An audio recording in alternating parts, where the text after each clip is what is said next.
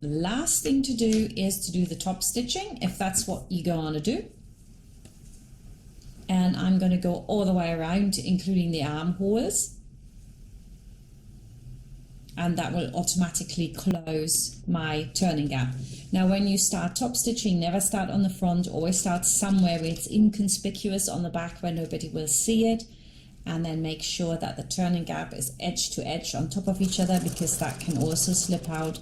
And then the distance that you choose this time should be a little bit further, not too close to the edge. That always makes it look a little bit homemade, and the stitch length should be again quite long. So on my puff machine, it's the first little line I've got on my presser foot, but of course that's different from machine to machine. Just don't go too close to the edge. Also, if you make a slight wobble and you come off, that's not very nice. So if you're in a little bit more, it actually looks brilliant and you won't see any like little wobble. The other thing to mention when you do top stitching, on a straight edge, it doesn't matter, but when you come to the round edge like I do now, a lot of people hold on to their fabric like for dear life. They're like pulling on it. Don't want to do that. You want to actually push the fabric in as if you want to hold it in. And that gives you a really beautiful round neckline that curves in on itself, and that's really important. Whether you're making a waistcoat or you're making an evening dress, it's a habit to always pushing that fabric in rather than pulling it. Well, I think you can see it here quite well. There you go. I'm almost like I'm pushing it up and pushing it up into the machine.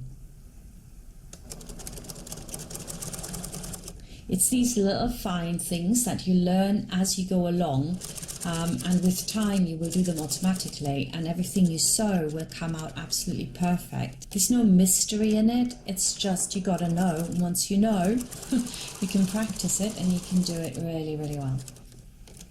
Always have the needle down when you turn. There, I needed another half stitch.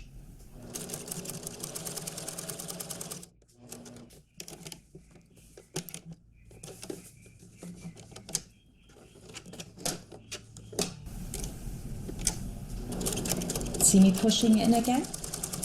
Right, so that's the top stitching all the way around the waistcoat done. And the other thing I want to show you is how to top stitch around the armhole, because again, although it's pretty obvious when you can sew, it's not so obvious when you can't sew. How do I put my presser foot on? You always want to have the fabric to the left of yourself, and then you can guide the fabric around better when you're a right-handed person. If you're a left-handed person, of course, it's exactly the other way around. And again, you're pushing in and pushing in because you've got a lot of fabric which is on the bias here. And even though you have the interfacing on there, that can still stretch. So you push and push that fabric and you never pull on it. I hope you will love that waistcoat as much as I did. It is such a fun little project.